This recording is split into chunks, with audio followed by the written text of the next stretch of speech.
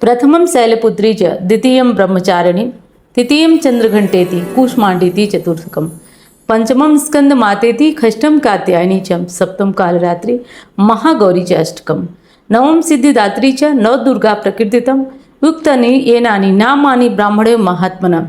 हर हर महादेव, जय भोलेनाथ। नमस्कार, मैं साधना पांडे मार्गदर्शन पे आपका स्वागत करती हूँ।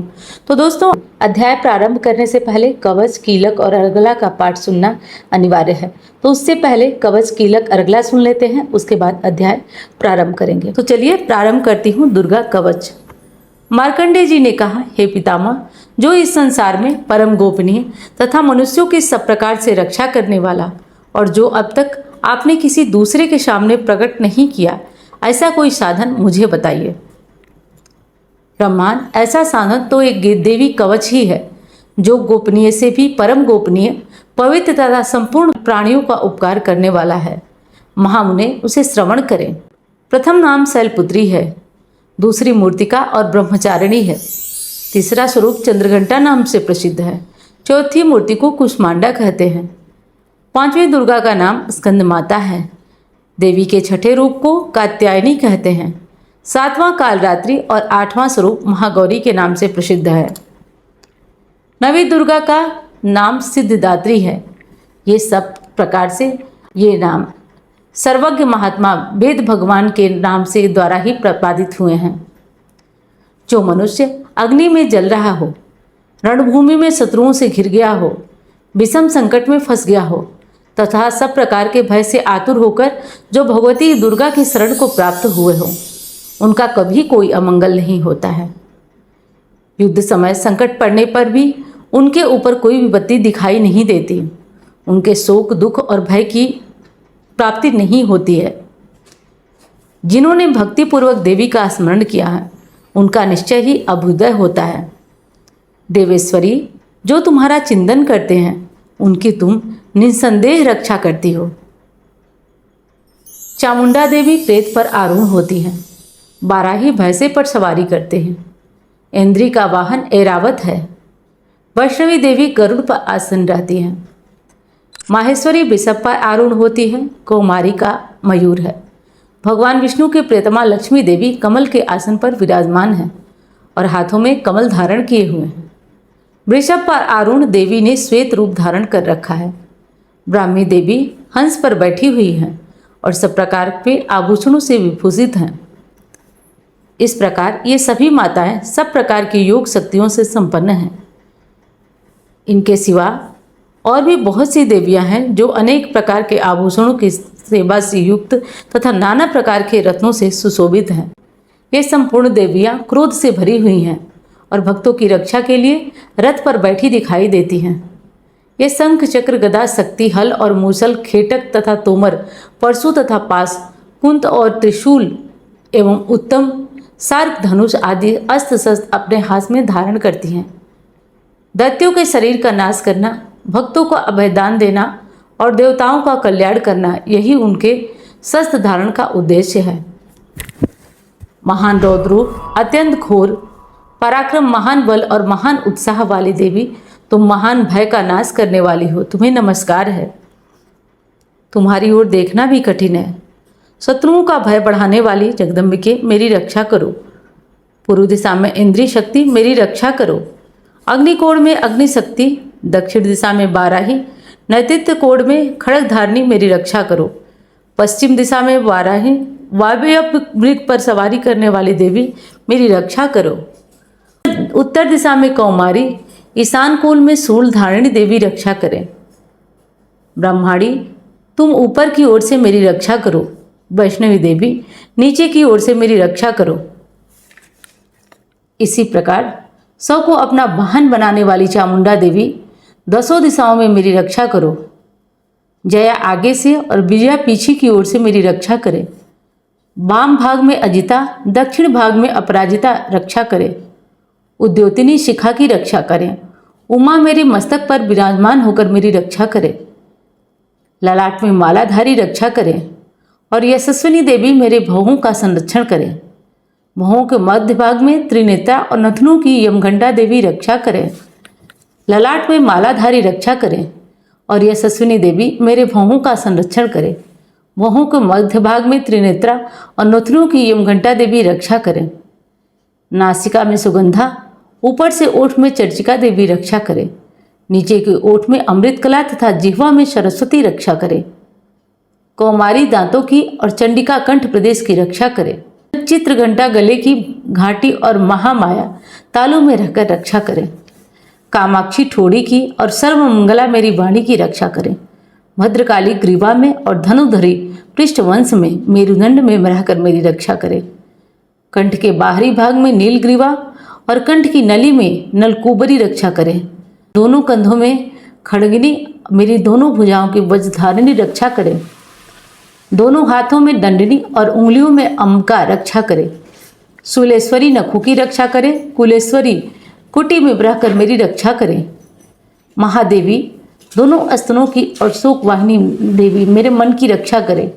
ललिता देवी हृदय में और शूलधारिणी उदर में रहकर रक्षा करे। नाभि में कामिनी और गुहा भाग में गुहेश्वरी रक्षा करे। पूतना और कामिका लिंग की और महिष वाहिनी गुदा की रक्षा करे। भगवती कटिभाग और विंध्यवासिनी घुटनों की रक्षा करे।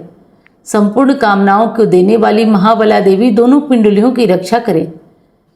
नारसिंही दोनों घोटियों की और तेजस्वी देवी दोनों चरणों के पृष्ठभाग की रक्षा करे।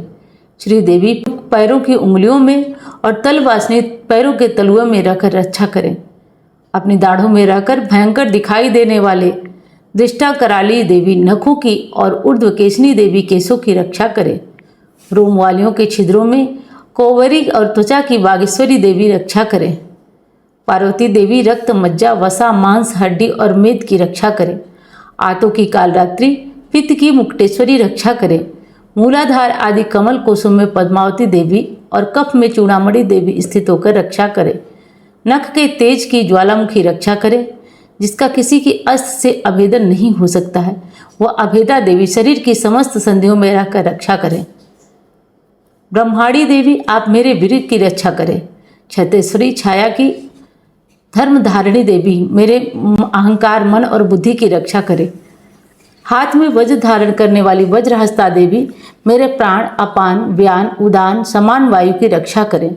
कल्याण से शोभित होने वाली भगवती कल्याण शोभना मेरे प्राण की रक्षा करें। रस, रूप, गंध, शब्द और स्पर्श इन विषयों का अनुभव करते समय योगिनी देवी रक्षा करें। सत्वगुण, रजोगुण, तमोगुण की रक्षा नारायणी देवी करें। वारायु आयु की रक्षा करें। वैष्णवी धर्म की रक्षा करें। चक्रिणी चक्र धारण करने वाली देवी यश, कीर्ति, लक्ष्मी, धन तथा विद्या की रक्षा करें। इंद्राणी आप मेरे गोत्र की रक्षा करें। चंडिके तुम मेरे पशुओं की रक्षा करो। महालक्ष्मी पुत्रों की रक्षा करें और भैरवी पत्नी की रक्षा करें।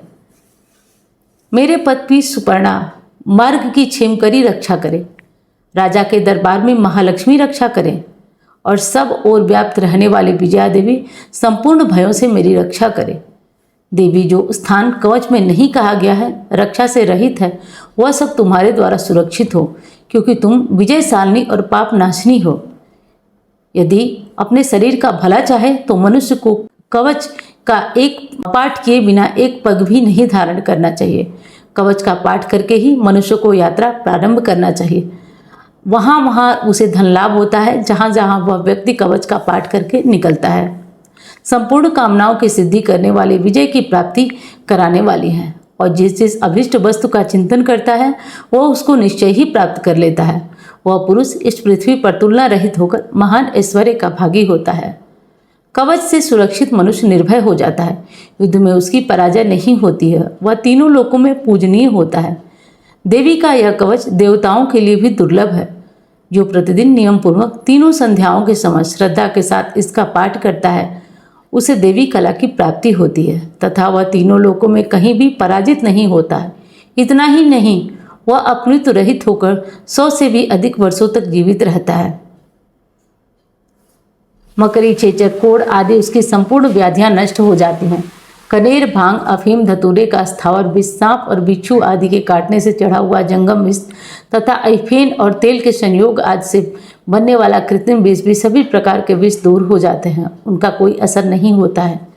इस पृथ्वी पर मारण, मोहन आदि जितने अभिचारिक प्रयोग होते हैं तथा इस प्रकार के मंत्र यंत्र होते हैं, वे इस कवच को देखकर हृदय में धारण कर लेने पर उस मनुष्य को देखते ही नष्ट हो जाते हैं। यही नहीं, पृथ्वी पर विचरने वाले ग्राम देवता, आकाशचरणी देव, विशेष जल के संबंध में प्रकट होने वाले, उपदेश मात्र से सिद्ध होने वाले निम्न कोटि के देवताओं, अपने जन्म के साथ प्रकट होने वाले देवता, कुल देवता, माला, डाकिनी, शाकिनी, अंतरिक्ष में विचरण करने वाली अत्यंत बलवती भयानक डाकिनी, ग्रह, भूत, पिशाच, यक्ष, गंधर्व, राक्षस, ब्रह्म राक्षस, बेताल, कुष्मांड, भैरव आदि अनिष्टकारक देवता भी हृदय में कवच धारण किए रहने पर मनुष्य को देखते ही भाग जाते हैं। कवचधारी पुरुष को राजा के सम्मान वृद्धि की प्राप्ति होती है। यह कवच मनुष्य के तेज की वृद्धि करने वाला और उत्तम है। कवच का पाठ करने वाला मनुष्य कीर्ति से विभूषित तल पर अपने सुयश के साथ साथ वृद्धि को प्राप्त करता है। जो पहले कवच का पाठ करके उसके बाद सप्तशती का पाठ करता है, उसकी जब तक वन पर्यंत कानूनों सहित यह पृथ्वी टिकी रहती है, तब तक यह पुत्र, पति आदि संतान परंपरा बनी रहती है। देह का अंत होने पर वह पुरुष भगवती महामाया के प्रसाद से नित्य परम पद को प्राप्त करता है, जो देवताओं के लिए भी दुर्लभ है। वह सुंदर दिव्य रूप धारण करता है, कल्याण शिव के साथ आनंद का भागी होता है। अब सुनते हैं कीलक। मार्कंडेय जी कहते हैं, विशुद्ध ज्ञान ही जिनका शरीर है, तीनों वेद ही जिनके नेत्र हैं, जो कल्याण प्राप्ति के लिए हेतु हैं तथा अपने मस्तक पर अंध चंद धारण करते हैं, उन भगवान शिव को नमस्कार है। मंत्रों का जो अभिकीलन है, अर्थात मंत्रों की सिद्धि में विघ्न उपस्थित करने वाले शाप रूपी किरण का निवारण करने वाला है, उस सप्तशती स्तोत्र को संपूर्ण रूप से जानना चाहिए और जानकर ही उसकी उपासना करना चाहिए। उसके भी उच्चाटन आदि कर्म सिद्ध होते हैं, उसे भी समस्त दुर्लभ वस्तुओं की प्राप्ति होती है। तथापि जो अन्य मंत्रों का जप न करके केवल इस सप्तशती नामक स्तोत्र से ही देवी की स्तुति करते हैं, उन्हें स्तुति मात्र से ही सच्चिदानंद स्वरूपिणी देवी सिद्ध हो जाती हैं। उन्हें अपने कार्य की सिद्धि के लिए मंत्र, औषधि तथा अन्य किसी साधन के उपयोग की आवश्यकता नहीं होती है। बिना जप के उनके उच्चाटन आदि संपूर्ण अभिचारिक कर्म सिद्ध हो जाते हैं। इतना ही नहीं, संपूर्ण अभुष्ट वस्तुएं भी सिद्ध होती हैं। लोगों के मन में यह शंका थी कि जब तक केवल सप्तशती की उपासना से भी समान रूप से अथवा सप्तशती को छोड़कर अन्य मंत्रों की उपासना से भी समान रूप से सब कार्य सिद्ध हो जाते हैं, अब इनमें श्रेष्ठ कौन सा साधन है? लोगों की इस शंका का समाधान रखकर भगवान शंकर ने अपने पास आए हुए जिज्ञासुओं को समझाया कि यह सप्तशती नामक संपूर्ण स्तोत्र है, सर्वश्रेष्ठ एवं कल्याणमय है। तदनंतर भगवती चंडी के सप्तशती नामक स्तोत्र को महादेव जी ने गुप्त कर दिया।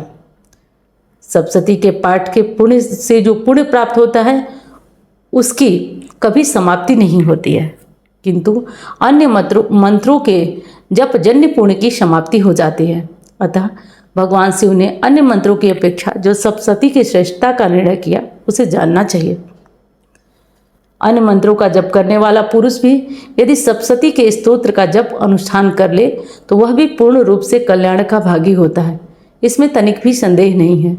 जो साधक कृष्ण पक्ष की चतुर्दशी अथवा अष्टमी को एकाग्रचित होकर भगवती की सेवा में तथा अपना सर्वस्व निछावर कर देता है, फिर उसे प्रसाद रूप से ग्रहण करता है और उसी पर भगवती प्रसन्न होती है, अन्यथा उनकी प्रसन्नता नहीं होती है। इस प्रकार सिद्धि के प्रतिबंधक रूप कीलन के द्वारा महादेव ने इस कीलक को रखा। जो पूर्वोक्त रीत से निष्कीलन करके इस सप्तशती का स्तोत्र का प्रतिदिन स्पष्ट उच्चारण पूर्वक पाठ करता है, वह मनुष्य सिद्ध हो जाता है, वही देवी का पार्षद होता है, वही गांधर्व सर्वत्र विचरत रहने पर भी इस संसार में उसे कहीं भी भय नहीं होता है। वह अपमृत्यु के वश में नहीं पड़ता तथा देह के त्यागने पर अनंतर मोक्ष को प्राप्त कर लेता है। अतः कीलन को जानकर उसका परिहार करके ही सप्तशती का पाठ करना आरंभ करें। जो ऐसा नहीं करता है उसका नाश हो जाता है। इसलिए कीलक और निष्कीलन का पाठ ज्ञान प्राप्त करने पर ही वह स्तोत्र निर्दोष होता है और विद्वान पुरुष इस निर्दोष स्तोत्र का ही पाठ प्रारंभ करते हैं। स्त्रियों में जो कुछ भी सौभाग्य आदि दृष्टिगोचर होता है, वह सब देवी के प्रसाद का ही फल है। अतः इस कल्याणमय स्तोत्र का सदा पाठ करना चाहिए। इस स्तोत्र का पाठ मंद स्वर से करने पर सर्व फल की प्राप्ति होती है, अतः उच्च स्वर से ही इसका पाठ करना चाहिए। अतः जिनके प्रसाद से ऐश्वर्य, सौभाग्य, आरोग्य, शत्रुनाश तथा परम मोक्ष की भी सिद्धि होती है, उन कल्याणमयी जगदम्बा की स्तुति मनसा क्यों नहीं करते। तो ये था कीलक। अब सुनेंगे कवच कीलक हो गया, अब सुनेंगे दुर्गा का अर्गला स्तोत्र। तो अब सुनते हैं अर्गला स्तोत्र। ओम जयंती मंगला काली भद्रकाली कपालिनी दुर्गा क्षमा शिवा धात्री स्वाहा स्वधा नमोस्तुते। ओम चंडिका देवी को नमस्कार है।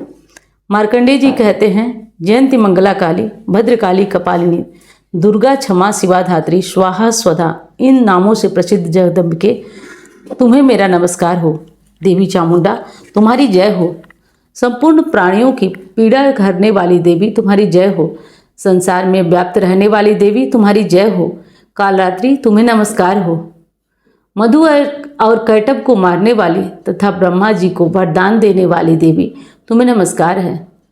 तुम मुझे रूप आत्मज्ञान दो, मोह पर विजय दो यानी यश दो, और काम क्रोध आदि शत्रुओं का नाश करें।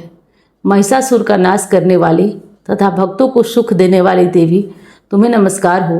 तुम रूप दो, जय दो, यश दो, काम क्रोध आदि शत्रुओं का नाश करो। रक्त बीज का वध, चंड मुंड का विनाश करने वाली देवी तुम रूप दो, जय दो, यश दो और काम क्रोध आदि शत्रुओं का नाश करो। शुंभ और निशुंभ धूम्रलोचन का मर्दन करने वाली देवी तुम जय दो, यश दो, काम क्रोध आदि शत्रुओं का नाश करो। सबके द्वारा बंदित युगल चरणों वाले तथा संपूर्ण सौभाग्य प्रदान करने वाली देवी तुम रूप दो, जय दो, यश दो, काम क्रोध आदि शत्रुओं का नाश करो। देवी तुम्हारे रूप और चरित्र अत्यंत है। तुम संपूर्ण शत्रुओं का नाश करने वाली हो। तुम रूप दो, जय दो, यश दो, काम क्रोध आदि शत्रुओं का नाश करो। पापों को दूर करने वाली चंडिके जो भक्तिपूर्वक तुम्हारे चरणों में सर्वदा मस्तक झुकाते हैं, उन्हें रूप दो, जय दो, यश दो, काम क्रोध आदि शत्रुओं का नाश करो। रोगों का नाश करने वाली चंडिके जो भक्तिपूर्वक तुम्हारी स्तुति करते हैं, उन्हें तुम रूप दो, जय दो, यश दो, काम क्रोध आदि शत्रुओं का नाश करो। चंडिके इस संसार में भक्तिपूर्वक तुम्हारी पूजा करते हैं, उन्हें रूप दो, जय दो, यश दो, काम क्रोध आदि शत्रुओं का नाश करो। मुझे सौभाग्य, आरोग्य दो, परम सुख दो, रूप दो, जय दो, यश दो और काम शत्रुओं का नाश करो। जो मुझसे द्वेष करते हैं उनका नाश और मेरे बल की वृद्धि करो। रूप दो, जय दो, यश दो, काम क्रोध आदि शत्रुओं का नाश करो। देवी मेरा कल्याण करो। अंबिके देवता असुर दोनों ही अपने माथे पर मुकुट की मड़ियों को तुम्हारे चरणों में घिसते हैं और तुम रूप दो, जय दो, यश दो, काम क्रोध आदि शत्रुओं का नाश करो। तुम अपने भक्त जनों को विद्वान, यशस्वी और लक्ष्मीवान बनाओ तथा रूप दो, जय दो, यश दो, काम क्रोध आदि शत्रुओं का नाश करो। प्रचंड दैत्यों के दर्प का दलन करने वाले चंडिके मुझ शरणागत को रूप दो, जय दो, यश दो, काम क्रोध आदि शत्रुओं का नाश करो। देवी अंबिके भगवान विष्णु नित्य निरंतर भक्तिपूर्वक तुम्हारी स्तुति करते हैं। तुम रूप दो, जय दो, यश दो, काम क्रोध आदि शत्रुओं का नाश करो। हिमालय कन्या पार्वती के पति महादेव जी के द्वारा होने वाली परमेश्वरी तुम रूप दो, जय दो, यश दो, काम क्रोध आदि शत्रुओं का नाश करो। सचिपति इंद्र के द्वारा सद्भाव से पूजित होने वाली परमेश्वरी तुम रूप दो, जय दो, यश दो, काम क्रोध आदि शत्रुओं का नाश करो। प्रचंड भुजदंडों वाले दैत्यों को घमंड चूर करने वाली देवी तुम रूप दो, जय दो, यश दो और काम क्रोध आदि शत्रुओं का नाश करो। देवी अंबिके तुम अपने भक्तजनों को सदा असीम आनंद प्रदान करती हो। मुझे रूप दो, जय दो, यश दो और काम क्रोध आदि शत्रुओं का नाश करो। मन की इच्छा के अनुसार चलने वाली मनोहर पत्नी प्रदान करो, जो दुर्गम संसार से तारने वाली तथा उत्तम कुल में जन्मी हो। जो मनुष्य इस स्तोत्र का पाठ करके सप्तशती रूपी महास्तोत्र का पाठ करता है, वह सप्तशती की जप संख्या से मिलने वाले श्रेष्ठ फल को प्राप्त करता है, साथ ही वह प्रचुर संपत्ति से भी भर जाता है। तो ये था अर्गला स्तोत्र। तो चलिए दोस्तों, आज हम सुनेंगे दुर्गा सप्तशती अध्याय 11। देवी के द्वारा वहाँ महादैत्य शुंभ के मारे जाने पर इंद्र आदि देवता अग्नि को आगे करके उन कात्यायनी देवी की स्तुति करने लगे। उस समय अभिष्ट की प्राप्ति होने से उनके मुख कमल दमक उठे थे और उनके प्रकाश से दिशाएं जगमगा उठी थी। देवता बोले, शरणागत की पीड़ा दूर करने वाली देवी, हम पर प्रसन्न हो। संपूर्ण जगत की माता प्रसन्न हो। विश्वेश्वरी, आप विश्व की रक्षा करने वाली हो। देवी, तुम चराचर जगत की अधीश्वरी हो, आधारभूता हो। तुम इस जगत मात्र का एक आधार हो, क्योंकि पृथ्वी रूप में तुम ही स्थित हो। हे देवी, तुम्हारा पराक्रम अलंघनीय है।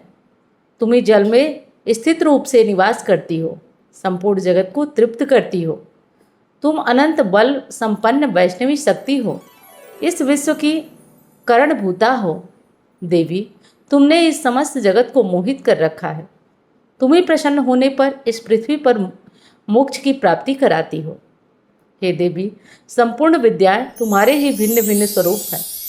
जगत में जितनी स्त्रियां हैं वे सब तुम्हारी ही मूर्तियां हैं। जगदम्बे, एकमात्र तुमने ही इस विश्व को व्याप्त कर रखा है।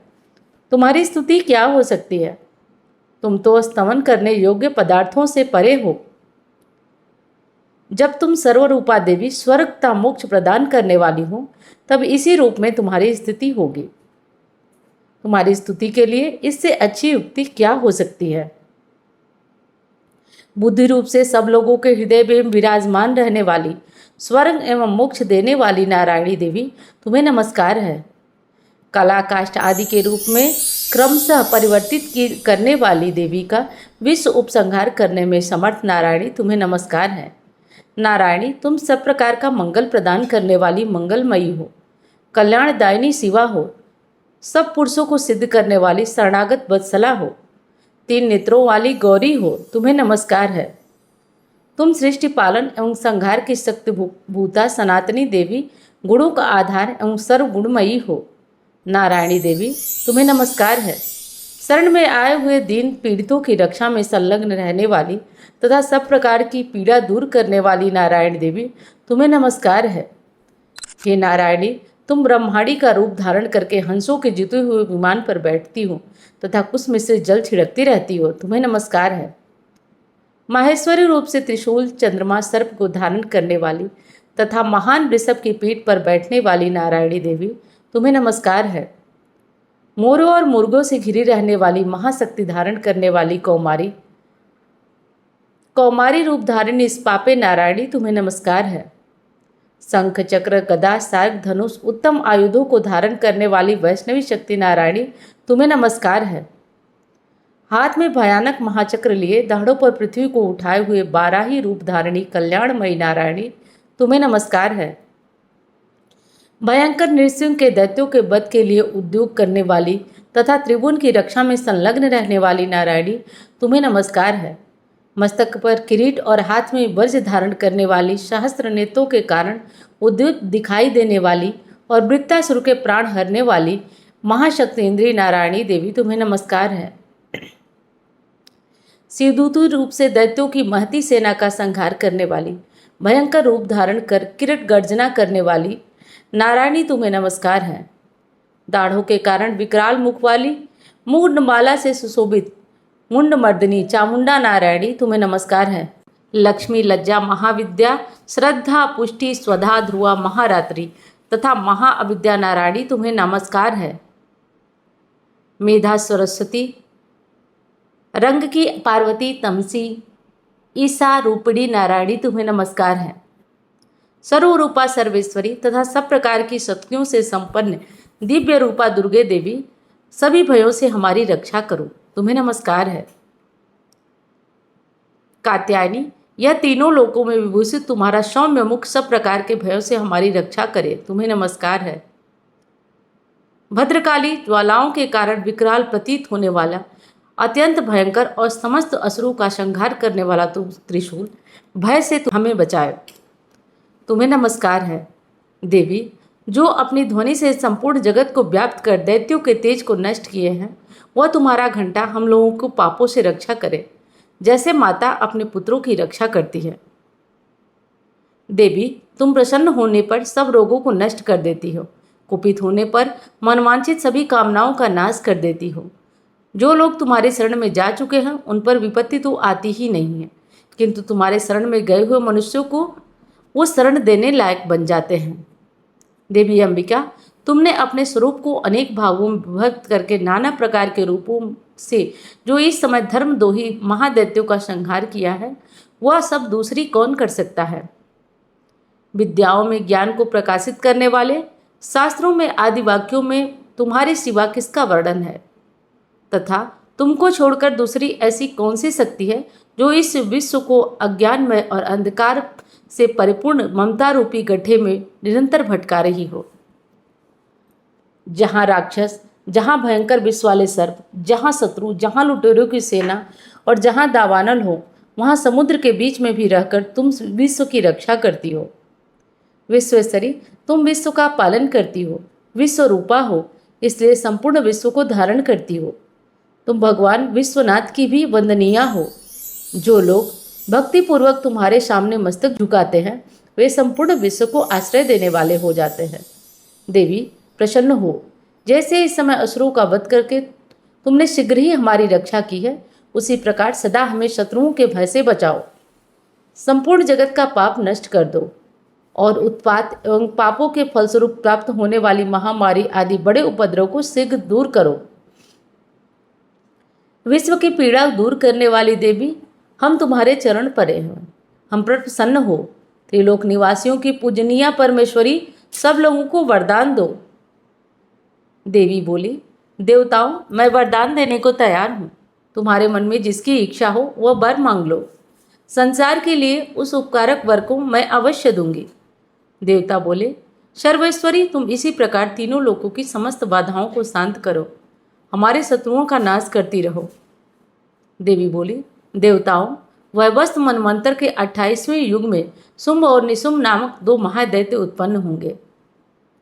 तब मैं नंदगोप के घर में उनकी पत्नी जसोदा के गर्भ से अवतीर्ण होकर विंध्याचल में जाकर रहूंगी तथा उक्त दोनों असुरों का नाश करूंगी।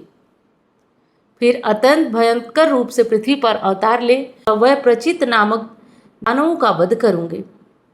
उन भयंकर महादैत्यों का भक्षण करते समय मेरे दांत अनार के फूल की तरह लाल हो जाएंगे।